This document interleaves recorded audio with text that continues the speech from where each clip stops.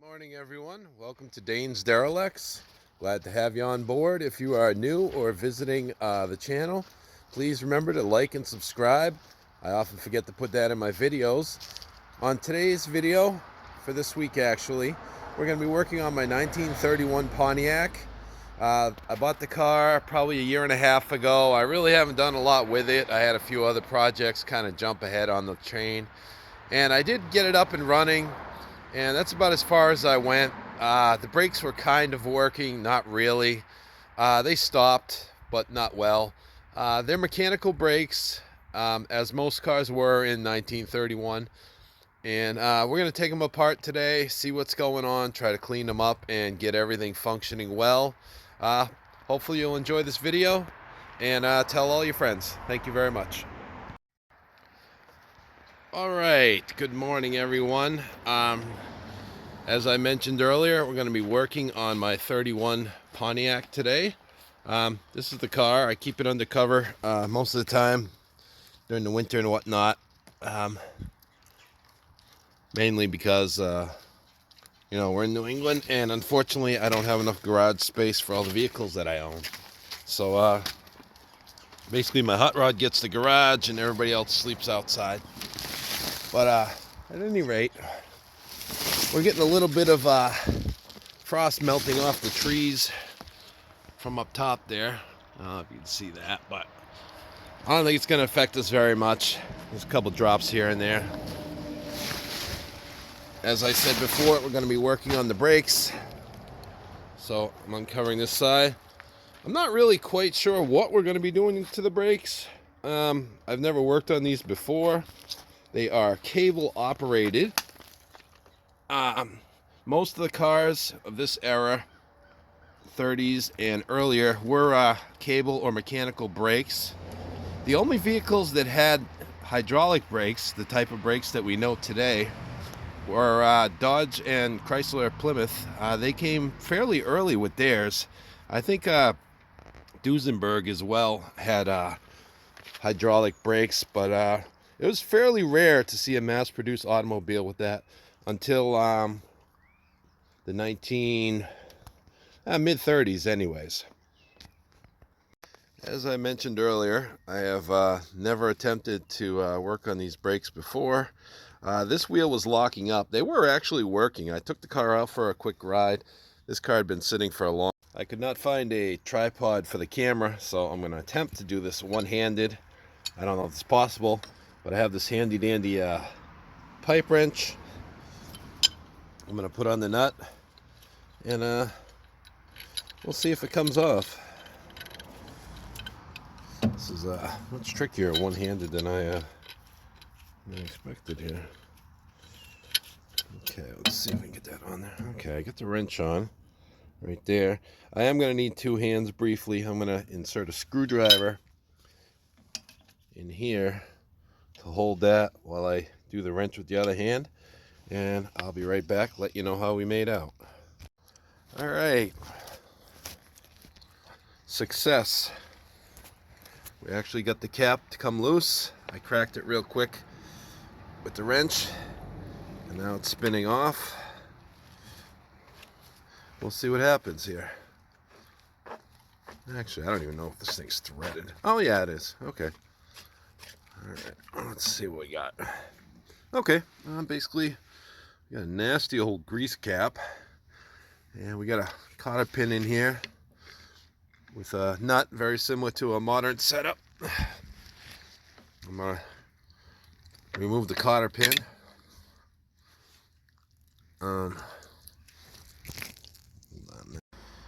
Alright, here we go, taking off the cotter pin. As I say, I'm trying to work one-handed and tape this as we go, so forgive me if I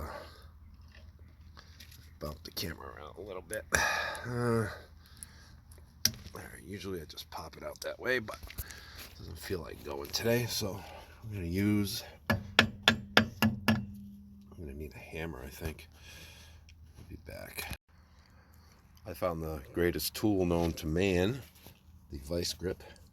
And we'll just pull and twist and pop that sucker right out of there. Ta-da! Alright, I usually put the parts back in the cap, just so I don't lose them. I mean, we are going to put a new cotter pin in, but still, you get the idea. I'm going to open up the famous vice grips and try to take that nut off as well. Let's see how this goes.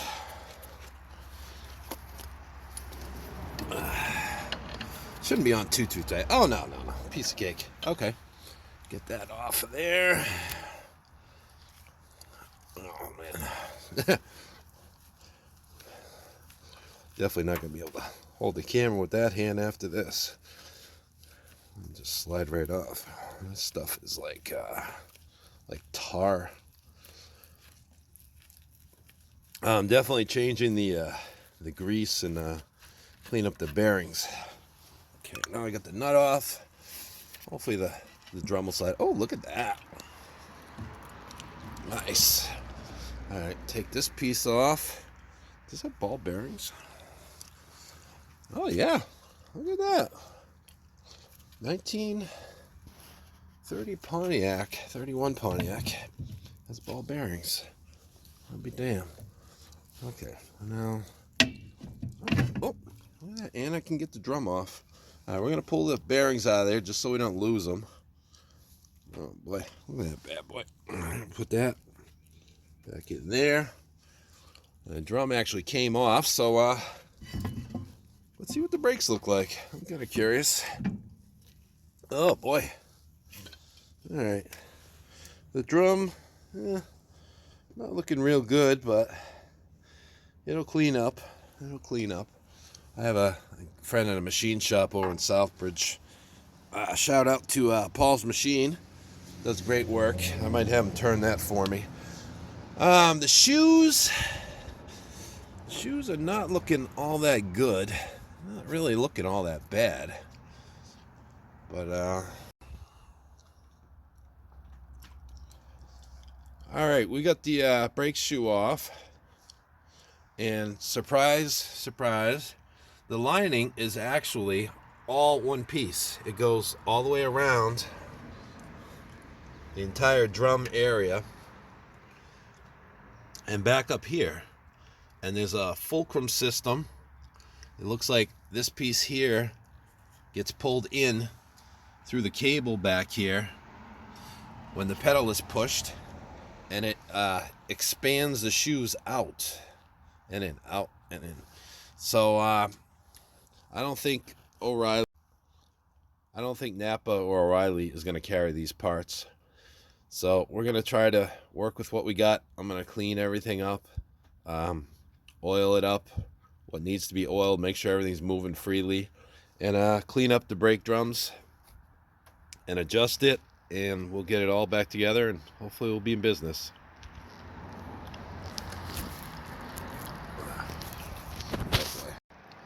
I managed to clean up some of the grease on the inside of the brake drum. I used one of my favorite degreasing products. It's Sunoco Ultra 97. Seems to work really well. Fortunately, I don't smoke. Do not try this if you work in a smoking garage. I was also checking out the brake drums. They seem to be they're sheet metal. Not like real sheet metal, but they're not forged or anything. They're kind of thin, more like tractor brakes. And I noticed it's got a little inspection plate screw cover thing on there. So I'm gonna oil that up, make sure we can get it off, clean it up nice. And I'm also gonna look for another seal. I think the seal on the back is kind of smoked. It was leaking a little stuff into the drum. So I'm gonna do some hunting there, and I will keep you guys posted. All right, it's a bit later in the day. I ran out and got some parts, picked up some brake clean. I removed the bearings from the wheel, and I have deposited them in my special bearing washing machine area. I will be adding the cleaning solution here.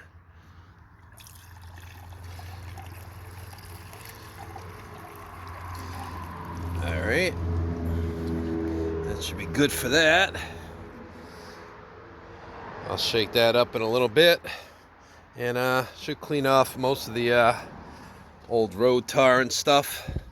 I'll get back on the wheel, the drum actually. Hit that with a little brake clean I picked up.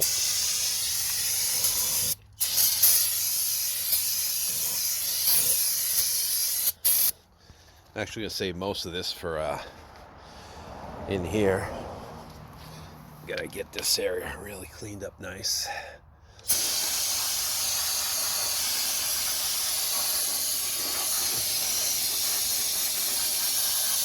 Probably 50, 60 years of rust and crud in here. So get this all cleaned up nice. Get all the crap oil out of there. Oh, look, we even got paint on the springs. Coming out nice.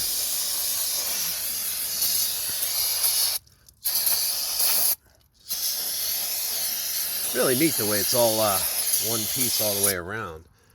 I can see that down the bottom, but get all the crap off of there.